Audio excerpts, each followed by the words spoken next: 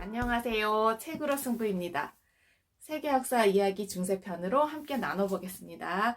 이번 시간에는 비잔틴 제국에 관한 이야기예요. 우리가 로마 제국에 관해서 살펴봤을 때 한 사람의 황제가 통치하기에는 너무 넓은 영토를 갖고 있었죠. 그러다 보니까 동로마와 서로마로 나뉘게 되었고 두 명의 황제가 통치를 하게 되었었잖아요. 그러다가 서로마가 멸망을 하게 되었고 동로마는 명맥을 유지한 채로 지속이 되었어요. 그 동로마를 우리는 비잔틴 제국이라고 불러요. 처음에는 많은 영토가 침략자들에 의해서 빼앗겼는데 강력한 황제가 나타나면서 과거의 로마 제국의 명성을 되찾기 위해서 애를 썼어요. 그래서 지중해 전 지역을 다시 통치할 수 있게 되었고 콘스탄티노플은 전 세계에서 가장 강력한 도시로 성장할 수 있게 되었던 거예요. 콘스탄티노플의 거리는 매끈했어요. 돌과 시멘트로 포장할 수 있었거든요. 로마 사람들의 기술을 알고 있었어요. 그리고 비잔틴 사람들도 로마 사람들과 마찬가지로 토가라는 옷을 입고 그들이 지녔던 보석이나 비단, 그다음에 충분한 먹을거리를 가질 수 있었어요. 아이들은 학교에 다니게 되었어요. 학교에서 글을 읽을 수 있었고 쓸 수 있었어요. 그리고 좀 더 아이들이 자라면 위대한 이야기들을 알게 되었어요. 그리고 콘스탄티노플에는 14개의 궁정이 있었어요. 황제 폐하와 대신들이 사용하는 5개의 궁정, 그 다음에 황후와 대신들의 부인이 사용하고 있는 6개의 궁정, 그 다음에 황제를 위해서 일하는 사람들이 사용하고 있는 3개의 궁정이었어요. 평민들이 갈 수 있을까요? 네, 평민들은 그 궁정에 들어갈 수가 없어요. 대신 그들은 하기야 소피아라고 하는 성 소피아 성당에서 그 아름다운 건축물을 볼 수가 있었습니다. 소피아의 꼭대기에는 햇빛 속에서 밝게 빛나고 벽은 붉게 물들어 있어요. 그리고 한가운데 커다란 돔은 여러 개의 작은 돔들이 에워싸고 있어요. 그리고 교회 안으로 들어가게 되면은 사방에서 햇빛이 쏟아져 들어오는 것을 볼 수가 있고 높은 벽의 꼭대기 부분은 유리 창문이었어요. 그리고 순금으로 장식된 천장이 눈부시게 빛나는 것도 볼 수가 있어요. 네. 로마의 전성기에도 이처럼 아름다운 건축물을 볼 수는 없었다고 합니다. 유스티니아누스라는 황제가 있었어요. 아주 강력한 비잔틴 제국의 황제인데요. 애초에 귀족 출신은 아니었던 거예요. 콘스탄티노플로부터 아주 멀리 떨어져 있는 시골에 살던 사람이었죠. 그러니까 그의 부모는 곡식을 재배하고 짐승을 기르는 아주 평범한 농부였어요.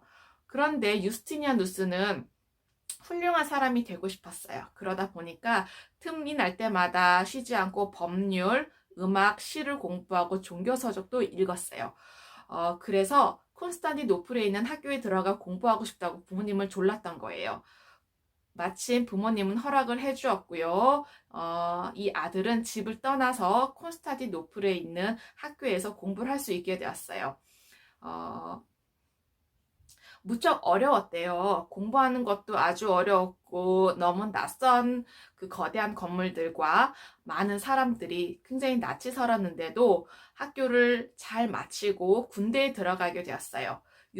유스티니아누스는 용감하고 활기가 넘치고 장교들을 잘 도왔고 전투 계획도 잘 세웠고 장차 훌륭한 황제가 될 수 있을 거라는 기대를 갖게 되었어요. 그러다 황제가 죽자 유스티니아누스는 비잔틴 제국의 황제로 지명이 된 거죠. 유스티니아누스 황제가 왕위에 올랐을 때 그 비잔틴 제국은 그렇게 크지 않았대요. 그렇지만은 아주 크게 키우고자 마음을 먹었던 거예요. 옛 제국을 회복하고 싶었던 거죠. 그래서 이 유스티니아누스는 군대를 늘리고 이탈리아, 북아프리카, 스페인, 한때 로마 제국의 영토였던 곳을 다시 정복해 나갔어요. 그래서 야만인들을 쫓아내고 정복을 했지만 그 과정에서 그 옛 도시들은 폐허가 되고 말았다고 합니다. 그런데 이렇게 다시 큰 제국으로 만들다 보니까 문제가 생겼어요. 어떤 문제였냐? 바로 법이었어요. 어느 나라에서는 법에 어긋나는 행동이 다른 나라에서는 합당한 행동으로 인정을 받았던 거죠. 그러다 보니 유스티니아누스 황제는 모든 사람이 지켜야 할 법을 만들기로 했어요. 그래서 수백 명의 학자가 모여서 옛 그리스와 로마의 법을 수집하고 분석해서 새로운 법을 만들었는데 그것이 바로 유스티니아누스 법전이에요. 비잔틴 제국의 모든 사람들은 유스티니아 법전을 토대로 살아야 했어요. 자, 몇 가지를 읽어드릴게요. 남의 재물을 훔쳤다가 발각된 사람은 그 값의 4배를 주인에게 돌려주어야 한다. 노예를 소유하고 급료를 주지 않고 부려도 된다. 그러나 노예가 주인에게 덤비지 않는 한 때리거나 학대하면 안 된다. 이런 법률들이 많이 있는데 이런 법 조항들이 정말 공정한 것일까? 다시 한번 생각해 보면 좋겠습니다. 네, 유스티니아누스 황제는 아주 아름다운 황후와 함께 살았어요. 바로 테오도라 황후라는 분인데 굉장히 총명하고 활기가 넘치는 아내였어요. 그래서 황제의 크고 작은 일에 아주 중요한 조언을 해줬던 거죠. 처음부터 테오도라는 황후가 아니었어요. 이 테오도라는 아버지가 서커스단을 운영하는 분이었어요. 그래서 어려서 투기장의 뜨거운 모랫바람에 모랫바닥에 쪼그리고 앉아 아버지가 곰을 조련하는 것을 구경을 했고 좀 나이가 들어서는 서커스단의 광대가 되었어요. 구경꾼들은 테오도라의 연기를 무척 좋아했대요. 연극에 출연해서 수많은 사람들을 웃기기도 하고 울리기도 하는 유명한 배우가 되었는데 그러니까 무척 성공을 거두었는데 이렇게 살고 싶지 않았나 봐요. 그래서 어느 날 기독교를 알게 되었고 기독교도가 되기로 결심을 했어요. 그래서 배우를 그만두고 콘스탄티노플에 가서 털실자는 일을 했는데 조용히 앉아서 양털로 실을 짜서 상인들에게 파는 그런 일이었던 거예요. 그런데 어느 날 시장길을 걷던 테오도라가 황실 근위대와 마주치게 된 거예요. 황실 근위대에서 바로 유스티니아누스를 보게 된 거죠. 세상에 저렇게 잘생긴 남자도 있구나 라고 생각을 했는데 유스티니아누스도 테오도라를 보고서 무척 아름답네 라고 생각을 했는데 얼마 지나지 않아 저 여자가 누구인지 알아봐야겠다 라고 하고 수소문한 끝에 테오도라의 집을 찾아가게 된 거죠. 둘은 사랑에 빠져서 결혼을 할 수가 있었어요. 두 사람은 늘 협력을 해서 제국을 다스렸고 거의 모든 일을 아내와 상의한 뒤에 결정을 했다고 해요. 이런 이야기가 있어요. 유스티니아누스 황제가 황제에 오른 지 5년 뒤에 콘스탄티노플에 반란이 일어났어요. 반란이 일어났을 때 황제가 도망을 치려고 했어요. 사람들이 그 황궁으로 들어와서 자신을 죽일까봐 도망치려고 했던 거죠. 그때 테오도라 황후가 이렇게 이야기했어요. 지금 도망치면 저 사람들이 폐하의 옥좌를 뺏을 거예요. 그러면 폐하께서는 다시는 황제 자리에 못 앉으십니다.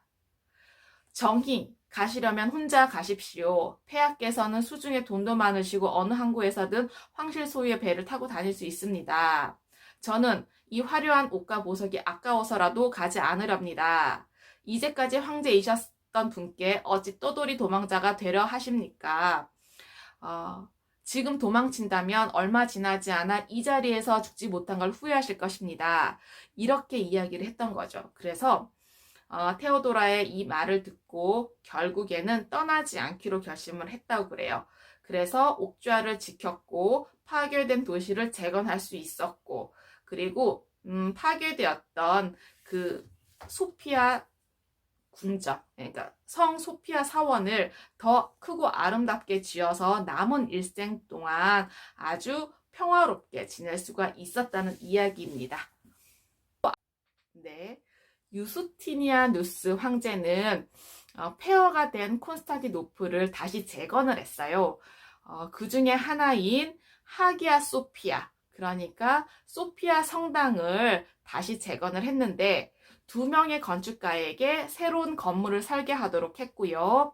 그곳은 거대한 돔과 커다란 유리창, 그 내부는 모자이크와 회화로 무척 아름다운 건축물로 만들 수가 있었어요. 수많은 사람들은 하기아 소피아를 보러 왔어요. 왜냐하면 그곳은 바로 기독교도들의 전당, 성전이 되었기 때문이에요. 그런데 하나님께서 교황에게 이 세상의 기독교인들을 돌볼 수 있는 책임을 맡겼다고 생각하는 사람들이 있었어요. 그런데 그와 반대로 이런 생각을 했던 거죠. 교황이 모든 책임을 가져서는 안 돼. 그러니까 콘스탄티노플이나 아프리카, 아시아, 유럽의 동부에 살았던 기독교인들은요, 교황이 기독교 교회 전체 대소사를 결정하는 게 마땅하지 않다고 생각을 했어요.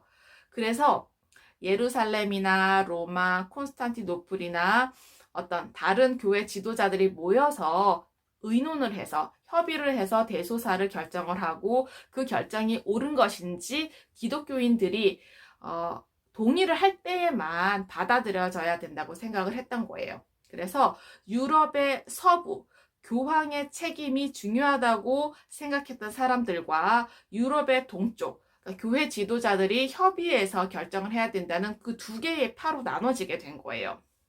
그래서 교황의 권위를 여전히 믿는 로마 가톨릭파, 그 다음에 비잔틴 제국을 비롯해서 유럽 동부의 기독교 집단인 정교회파, 동방정교회라고 불렀어요. 그리고 이 정교회에서는 신자들의 지도자를 대주교라고 불렀던 거예요. 이 신자들 중에 한 사람인 니콜라스라는 사람에 대해서 알려진 이야기가 있어요. 해드릴게요. 이 니콜라스라는 사람은 소아시아에 살고 있었어요. 무척 어렸을 때 부모님이 돌아가셨는데 무척 부자였나 봐요.